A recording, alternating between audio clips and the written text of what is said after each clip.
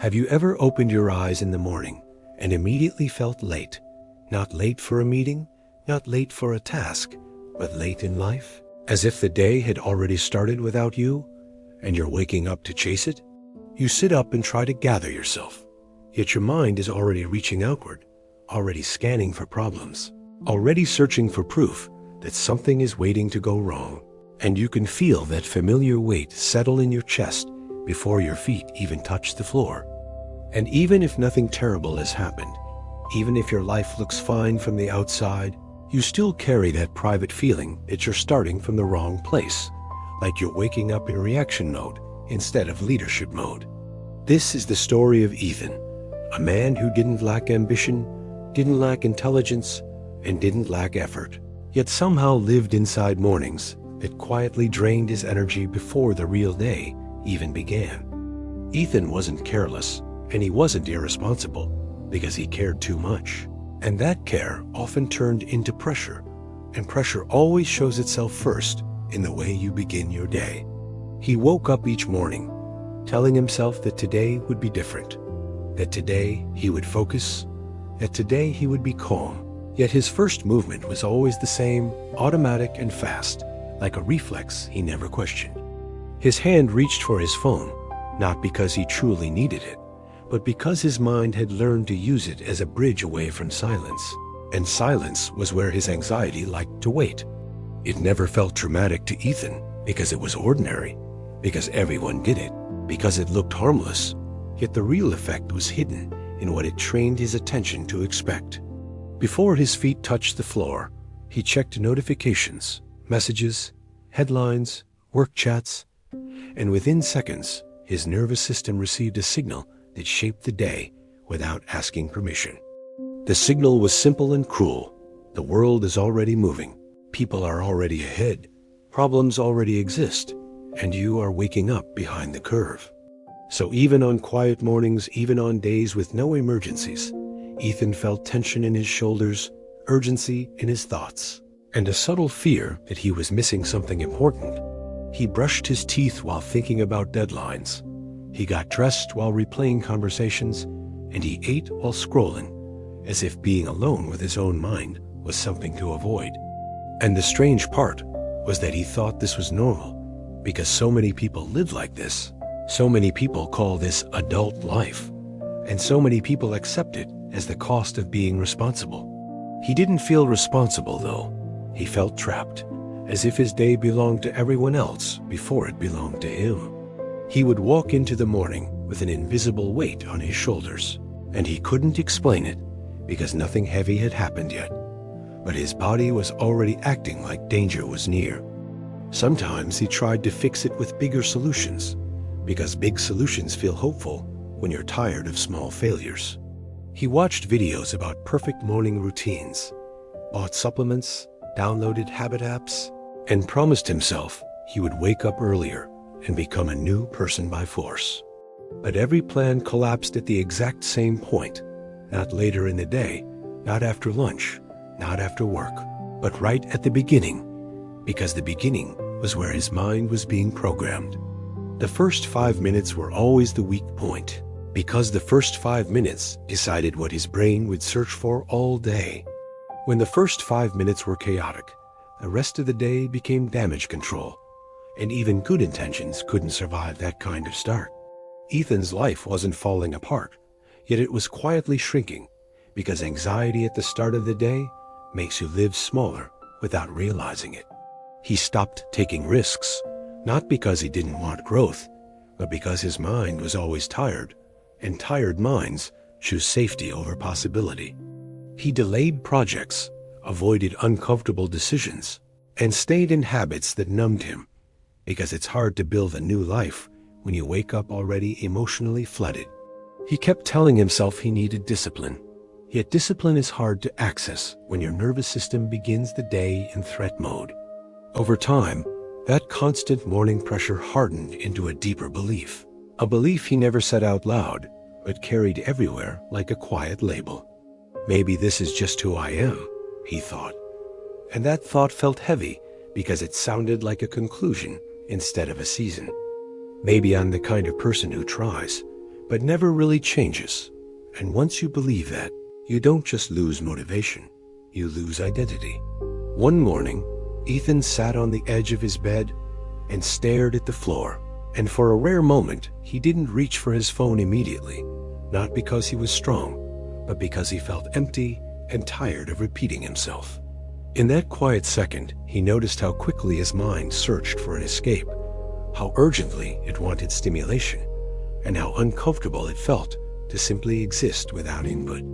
That was the moment he realized he wasn't addicted to information, because information wasn't the real need his body was asking for.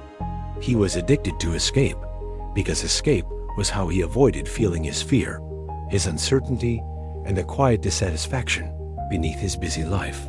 The phone was not just a habit, it was a shield, and the shield protected him from silence, because silence forced him to hear what he didn't want to admit. He still scrolled that morning, still rushed, still lived the familiar pattern, yet a thought stayed with him like a splinter. What if my mornings are training my mind to stay anxious? Because training isn't always intentional. Sometimes training is repetition, and repetition builds pathways, whether you like it or not. That evening, Ethan went for a walk, not to exercise, not to hit a goal, but simply to breathe, because his head felt loud and his body felt tight in a way he couldn't explain. He passed a small park and saw an older man sitting on a bench with a notebook. Not a phone, not earbuds, just a plain notebook and a calm posture that looked almost unfamiliar. The man's calm wasn't loud happiness, it was quiet steadiness, the kind that makes you wonder if he knows something you missed. Ethan sat on the other end of the bench, not planning to talk, just letting the air cool his thoughts. And for a while, neither of them spoke, as if silence was allowed to exist there. Then the older man said something simple and almost casual, yet it landed in Ethan's chest with surprising accuracy. Most people lose the day before it starts. Ethan laughed softly, partly because it sounded dramatic, and partly because it sounded too true, and he asked, "What do you mean?" The man nodded toward Ethan's hand, where the phone still rested like a reflex, and he said, "The first 5 minutes decide what your mind searches for all day." Ethan wanted to argue because 5 minutes sounded too small to matter. And when you've tried many things and failed, you become suspicious of anything that sounds simple. But the man's voice wasn't selling anything. It was calm and practical, like describing gravity.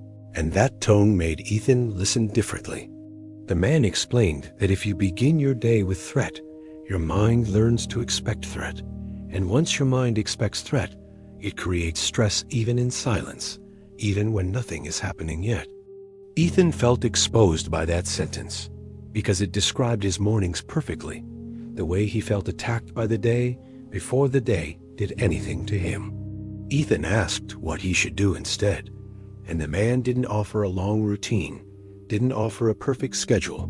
He simply opened his notebook and showed small lines written with quiet consistency. He said he used a 5-minute anchor, not to become impressive, but to send a signal to his nervous system, a signal that said, "I lead this day, not the world." The man began with the simplest rule. Before any screen, sit up and place one hand on your chest so your body remembers you are here. He said to take 10 slow breaths with longer exhales than inhales, because long exhales tell the nervous system you are not in danger. And safety is where clarity begins. Then he said to write one sentence of clarity, not a list, not a journal entry, just one sentence about who you will be today, because identity shapes behavior more than motivation does. Finally, he said to take one tiny action that proves your sentence is real, something small enough to do on hard days, because the mind changes through repetition, not intensity. Ethan asked if that was really enough, and the man smiled like he'd heard that question before, and said it's enough because it survives real life, and survival is what builds consistency. Ethan walked home with a feeling he didn't recognize at first, not excitement, not inspiration, but permission to stop trying to fix everything at once and instead fix the beginning. That night, he placed his phone across the room, not as punishment, but as a boundary, because boundaries are how you protect a new habit from an old reflex. He placed a notebook and pen where he could see them, not as decoration, but as a tool, because tools make intentions tangible. Before sleeping, he wrote one simple line that felt like an agreement with himself. Tomorrow, I start with me. Morning arrived, the alarm rang, and Ethan's hand moved toward where the phone usually was, because habit moves faster than thought. But the phone wasn't there, and for a moment he felt irritation, because the mind hates losing its familiar escape. That irritation created a small window of choice, and in that window, Ethan remembered the anchor and sat up anyway. He placed a hand on his chest and noticed how fast his heart was beating, how shallow his breathing was, how his body was already acting like the day was a threat. He took the first slow breath, and it felt unnatural, because calm often feels unfamiliar to people who live inside urgency. He took the second breath, then the third, and something small began to soften. Not fully, but enough for him to notice the difference. By the 10th breath, his shoulders dropped slightly, and he realized how tense he usually was without knowing it, as if tension had become his default morning posture. He walked to the desk, opened the notebook, and felt his mind try to make it complicated, because anxious minds turn simple practices into heavy tasks. He wrote one sentence anyway. Today, I will be calm and focused, even if I can't control everything. And the sentence felt uncomfortable because it made him responsible for his attention. For the tiny action, he made his bed slowly and deliberately, not because it changed his life, but because it proved he could lead a moment. When the 5 minutes ended, nothing magical happened, yet something important also didn't happen. He hadn't panicked, he hadn't compared himself, and he hadn't surrendered his mind to the world. On day 2, the craving returned immediately, because one good morning doesn't erase a habit. It only reveals that a new choice is possible. He wanted to check his phone first, and the desire felt almost physical, like his brain demanding its usual stimulus. He did the anchor again anyway, not perfectly, not dramatically, just honestly, because honesty keeps a practice alive when motivation fades. He breathed, wrote one sentence, did one small action, and noticed that his mind didn't start in full sprint, which made the rest of the morning slightly easier to carry. By day 4, the anchor still felt awkward, because new habits often feel fake at first. Yet Ethan kept showing up, because showing up is how fake becomes familiar. He realized the first 5 minutes were becoming a doorway, not a performance, because he wasn't trying to look disciplined. He was trying to feel present. By day 6, he noticed a shift in his internal question, from what did I miss to what do I choose? And that shift quietly changed the way he entered the world. At the end of the first week, his life hadn't changed on paper, but his experience of life had changed inside his body. And sometimes, that is where real change begins. In week 2, Ethan noticed how often his attention used to drift, how quickly his mind jumped from thought to thought, like a scared animal scanning for danger. Now, after the anchor, his focus stayed with him longer, not all day, not perfectly, but long enough to create momentum. He started doing one important task earlier, not because he became a productivity machine, but because he wasn't wasting his first hour in panic and comparison. He spoke more calmly in conversations, because he wasn't waking up already defensive, and he noticed that calm changes the way people respond to you.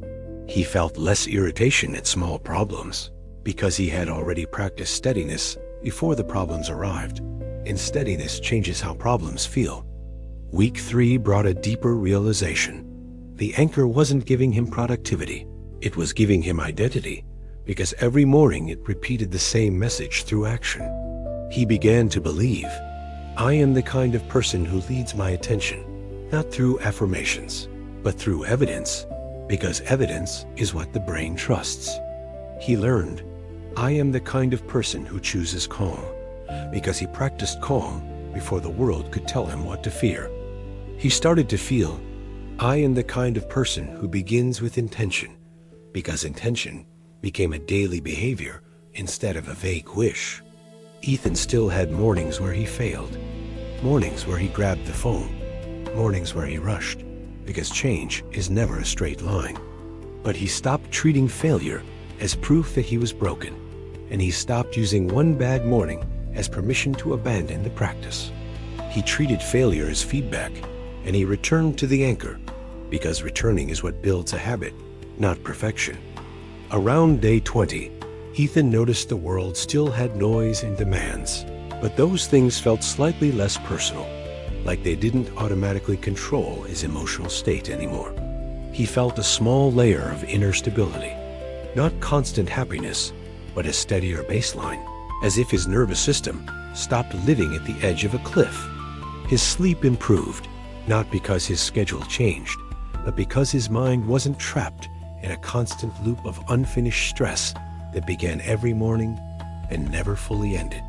He understood that the anchor was training his brain the way exercise trains the body, not through one intense session, but through small daily signals. Those signals taught his nervous system safety, because safety is what allows focus to exist without force. They taught his attention direction, because direction is easier to hold when you're not starting the day in panic mode. On day 30, Ethan looked back and realized the anchor did not change his life by being impressive. It changed his life by being repeatable, because repeatable is what becomes permanent. He saw that he had stopped beginning the day as a victim of information and started beginning as a person who chooses what enters his mind first. He realized that 5 minutes will not remove your problems, but it will change your posture toward your problems. And posture is often the beginning of power. So if you wake up feeling heavy, if you feel behind before you even begin, consider this not as a rule you must obey, but as an experiment you can test. For the next 30 days, protect the first 5 minutes of your morning as if they are the doorway to your entire day, because in many ways they are. Before any screen, sit up and place one hand on your chest so your body remembers you are here, not yesterday, not tomorrow, but here. Take 10 slow breaths with longer exhales than inhales. Write one sentence about who you will be today. Then do one tiny action that proves that sentence is real. Because you are not building a perfect routine, you are building a mind that does not collapse at the start of the day. And that kind of mind changes everything downstream. And remember this quietly and clearly, the way Ethan learned it through repetition rather than inspiration. Every story reshapes your mindset, and every morning is a chance to begin with yourself.